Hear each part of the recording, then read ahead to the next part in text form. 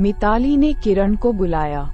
किरण, किरण, शाम हो गया है बेटे, तुम्हारे पापा आने का समय हो गया है, चलो स्कूल का होमवर्क कर लो वरना पापा तुम्हें मारेंगे। पापा का नाम सुना है।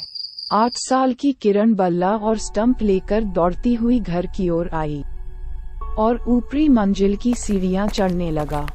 इसी दौरान आखिरी सीढ़ी पर उनका पैर फिसल गया और जैसे ही वह नीचे गिरने लगा उसी क्षण किसी अदृश्य शक्ति ने उसे पकड़ लिया और हवा में उठा लिया, उसे उसके कमरे में छोड़ दिया। किरण ने इसका खूब लुत्फ उठाया, क्योंकि 8 साल के बच्चे को भूत प्रेत के बारे में कुछ भी नहीं पता था। उस रात खाने की मेज पर किरण ने माँ और पिताजी को सीढ़ियों से कमरे तक उड़ने की कहानी सुनाई।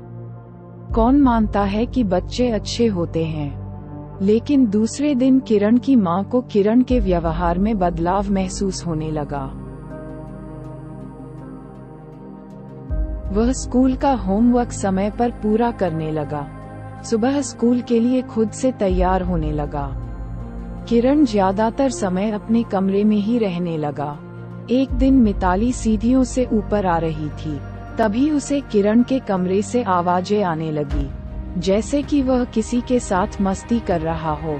मिताली ने दबे पैरों से जाकर दरवाजे के होल, सुराग से देखा तो डर के मारे उसकी सांस फूलने लगी, क्योंकि एक आदमी की धुंधली सी परछाई बालकनी के पास खड़ी थी और उसके बाजू में किरण उसका हाथ पकड़ के खड़ा था।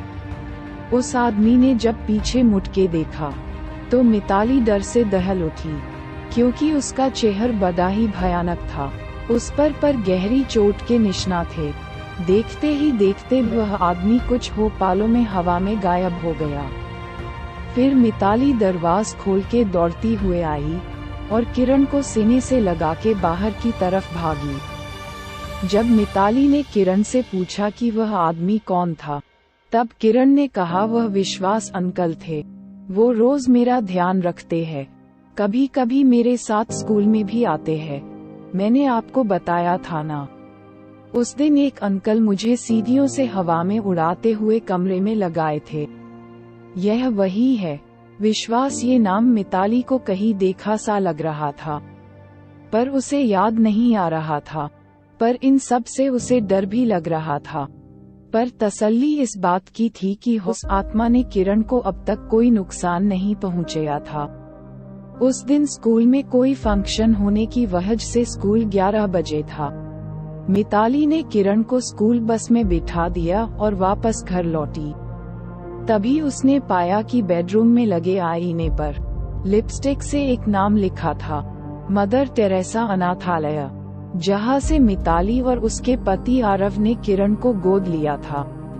मिताली ने उसी वक्त घर को ताला लगा के आरव को कॉल किया और उसे तुरंत अनाथालय में बुला लिया और गाड़ी निकाल के खुद भी अनाथालय की ओर निकल पड़ी। दोनों वहां पर एक साथ पहुंचे और जाकर वहां के संचालक से मिलकर किरण के भूतकाल के विषय में जानकारी की मांग की, पर संचालक महोदय कुछ बताने के लिए तैयार न थे। तब मिताली ने उन्हें सब हकीकत और वह नाम बताया। वह सुनकर संचालक महोदय सच्चाई बताने के लिए राजी हो गए। वह बोले कि विश्वास त्यागी, ये किरण के पिता का नाम है। किरण को जन्म देते वक्त उसकी मां गुजर गई थी।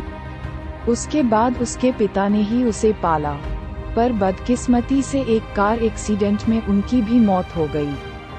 किरण भी उसी कार में था, पर वह किस्मत से बच गया था, लेकिन सिर पर गहरी चोट लगने की वजह से उसकी यादें मिट गई है। जब किरण के किसी भी रिश्तेदार ने हमदर्दी नहीं दिखाई, तब कोर्ट उसकी की जिम्मेदारी हमें सौंपी। उसके बाद हमें भी बहुत बार ऐसा महसूस हुआ कि किरण हिफाजत कोई रूहानी ताकत कर रही है, पर उस रूह ने उसे कभी नुकसान नहीं पहुंचाया। ये बात भी सच है। सारी बात ठीक से समझने के बाद मिताली और आरव जब घर पर लौटे और जब वह बेडरूम में बैठे बातें कर रहे थे, तभी उनके सामने ही वहां के आईने के पास रखी एक लिपस्टिक हवा में उठी और ए ने लिखा, मरे किरण को पढ़ा लिखा कर एक अच्छा इंसान बनाना, यही मेरी आखिरी इच्छा है। उसके बाद खिड़की के पास एक धुंधली सी आकृति दिखाई दी और एक आवाज सुनाई दी, मैं हमेशा किरण के आसपास रहूंगा। इस आवाज के साथ वह आकृति अदृश्य हो गई।